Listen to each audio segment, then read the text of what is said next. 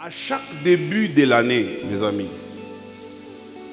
ou à chaque fin d'une année, parce que chaque fin d'une année annonce le début d'une nouvelle année, nous devons développer l'habitude de réfléchir. Parce que lorsque nous réfléchissons, il y a des choses que nous avons passées le long de l'année qui vient de terminer carrément. Et il y a des choses que nous ne devons plus commettre dans l'année qui vient. Un homme, c'est celui qui sait reconnaître ses erreurs et les corriger. Et apprécier aussi les points où il a été efficace. C'est ça un homme. Une bonne femme, c'est celle qui sait évaluer là où elle a bien agi et là où elle a mal agi. Aucun homme ne peut se dire que cette année qui est en train de finir a été toujours une année parsemée de roses, ou que lui-même a été un homme parfait. Nous avons des erreurs. Mais nous devons apprendre à nous corriger, à nous améliorer. L'amélioration fait partie de la vie des personnes qui réfléchissent sur leur propre sort. Il y a des gens, je vous garantis, ils vivent sans avoir le temps de réfléchir sur leur propre vie. Ils ne réfléchissent absolument pas sur ce qu'ils ont fait avant, ce qu'ils vont faire aujourd'hui et ce qu'ils feront demain. Des gens qui se réveillent comme ça, ils vivent pareil, comme je le dis souvent, à une poule quand elle sort de la maison de son maître. C'est une journée comme une autre. La poule ne sait pas que hier a existé, qu'après hier il y aura encore demain. La poule vit seulement. Nous, Dieu nous a dotés, à la différence de tous les animaux, de l'intelligence. Alors ils ont de cette intelligence, mes amis, pour être différents des autres êtres que Dieu a créés. C'est l'intelligence qui nous permettra d'éviter certaines choses dans notre vie et de faire des choses qu'il faut effectivement faire pour que nous puissions réussir. Est-ce que, par rapport à cette année, tu peux évaluer en te disant que j'ai mené une vie correcte, que j'ai avancé de là où j'étais? Est-ce que tu peux évaluer en te disant j'ai échoué dans ma vie et quelles ont été les causes de mon échec? Est-ce que tu peux évaluer en te disant j'ai eu des objectifs au début de l'année, est-ce que je les ai atteints? Chacun de nous, quand l'année nouvelle commence, a toujours des objectifs. La grande question que nous devons nous poser, est-ce que nous avons atteint nos objectifs? C'est le moment, bien-aimé, dans le Seigneur, que nous devons apprendre à réfléchir. À réfléchir dans l'évaluation. Dans ce qui a marché, dans ce qui n'a pas marché. Quand vous vous rendez compte qu'il y a des choses qui n'ont pas marché dans votre vie, ce qu'il faut faire, c'est faire ce qu'on appelle la tabula rasa, ou en français, table rase. La table rase veut dire, vous effacez tout ce qui n'a pas marché, tout ce qui n'a pas été. Vous éliminez tout ce qui vous a embrouillé. Il y a toujours des choses dans votre vie qui vous ont embrouillé. Des choses qui ne vous ont pas permis d'exceller. Des choses qui ne vous ont pas permis d'émerger. Des choses qui ont été comme des obstacles dans votre vie. Vous devez savoir faire une table rase. Table rase, c'est quand les gens finissent de manger, la table qui reste, ou les histoires qui restent sur la table, on ne le garde pas. On les balaye. On enlève tout sur la table. Si une table n'a pas été nettoyée, bien enlevée, vous n'avez aucune garantie qu'on peut encore servir sur cette même table-là. Pour que votre vie soit comme une table qui soit prête dans cette année qui vient, afin que Dieu vous bénisse, commencez par nettoyer votre table de tout ce qui n'a pas été bien. Dans votre réflexion, faites ça. Dans notre réflexion, faisons ça. Avant qu'une chose nouvelle ne vienne, commencez d'abord par balayer les événements passés Commencez d'abord par vous débarrasser des choses qui n'ont pas été bonnes, des choses qui vous ont nivelé vers le bas. Commencez par vous débarrasser de ça. Je pourrais même dire à quelqu'un, ne te laisse pas intimider par la crainte, la peur de te dire, si je quitte certaines choses dans ma vie, je n'ai pas de garantie là où je vais. Non, ce n'est pas vrai. Prends la décision de te dire toi-même, je ne peux pas entrer dans cette année nouvelle avec les mêmes choses que l'année dernière.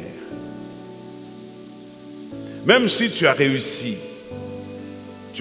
dans un domaine, mais quel est dans cet autre domaine où tu n'as pas encore atteint tes objectifs? Que sa manière de faire les choses, c'est que il porte son regard de l'avant, oubliant ce qui est en arrière. Pourtant, ses regards vers ce qui est en avant.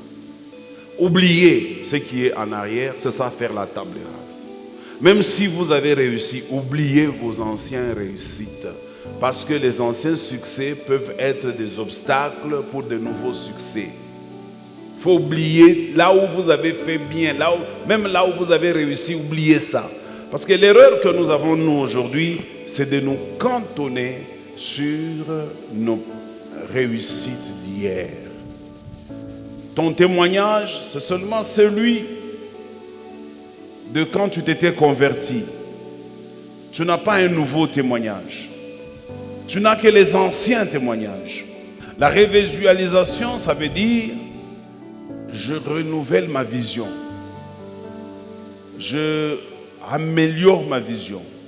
Parce que écoutez-moi bien, si j'avais une vision dans cette année 2023 et que dans ma vision, il y a des choses que je n'ai pas atteintes, il y a des choses que j'ai réalisées, il y a des obstacles que je n'ai pas surmontés, je ne veux pas aller avec la même vision l'année prochaine. L'année prochaine, je dois revisiter ma vision afin de l'améliorer et de l'adapter à ce qui se présente à moi au cours de cette nouvelle année. Une vision doit toujours être évolutive. Une vision ne doit pas être la même hier, aujourd'hui et éternellement. Tu dois avoir une vision adaptée, une vision revisitée. C'est ce que j'ai appelé la révisualisation. Donc tu révises ta vision. Tu retouches à ta vision pour l'année nouvelle. Je te donne un exemple. Tu avais besoin d'une femme. Tu l'as. Tu ne vas pas continuer à chercher encore une femme. L'année prochaine, tu changes de vision. Tu commences à réclamer des enfants. Tu as des enfants. Tu changes de vision, tu commences à réclamer maintenant les meilleures conditions pour la femme et pour les enfants. Dieu te donne les meilleures conditions, ça ne suffit pas. Tu commences à dire, Seigneur, j'ai les meilleures conditions, mais maintenant j'ai besoin de la protection pour que mes enfants ne soient pas kidnappés, pour que ma femme ne soit pas violée. Et c'est une vision, mais qui s'améliore. C'est ça la révisualisation. Celui qui a une bonne vision, il trouve dans cette vision une protection personnelle. Quelqu'un me donne un bon amen. Ton amen est intimidant. Merci. Celui qui a une vision, sa vision est une sécurité pour lui.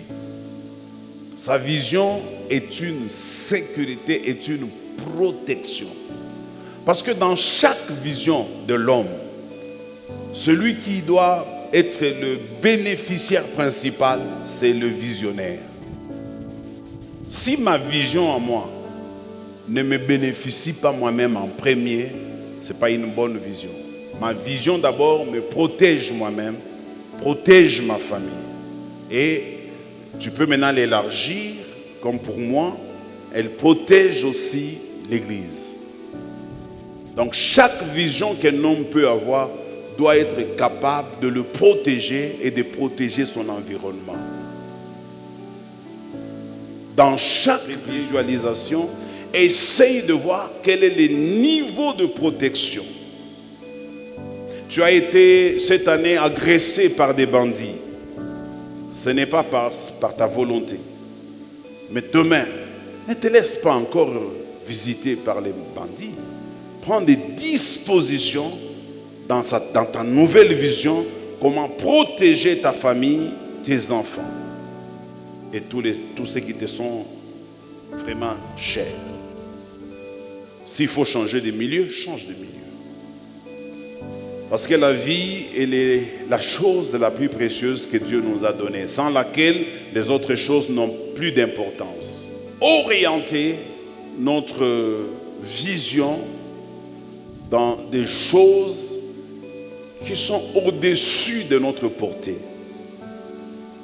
Orienter notre vision dans des choses qui sont au-dessus de notre portée. Bien-aimés dans le Seigneur, je voudrais ici vous donner la garantie selon laquelle vous avez besoin que Dieu puisse vous aider à aller au-delà de ce que votre capacité peut vous donner. Moi, je crois que quelqu'un qui est sous-estimé par la société, avec l'aide de Dieu, peut devenir meilleur et étonner tout le monde qui ne l'attendait pas. Ici, je voudrais que vous puissiez comprendre que l'homme, tel que Dieu l'a envoyé sur terre, il lui a donné une mission de démontrer à l'autre, de démontrer à l'humanité ce que Dieu peut faire par lui. Tu as l'obligation de démontrer à l'humanité, de démontrer à l'Église, de démontrer à ta famille ce que Dieu peut faire par toi seul. Chaque être vivant renferme en lui une gloire de Dieu. Chaque être vivant renferme en lui un mystère de Dieu. Chaque homme est un mystère de Dieu. Et chacun de nous doit parvenir à refléter et à laisser s'exploser ce que Dieu a caché en nous. De telle sorte que l'homme qui vit avec toi à côté, même ton épouse, même ton époux, soit étonné de ce que Dieu a mis en nous.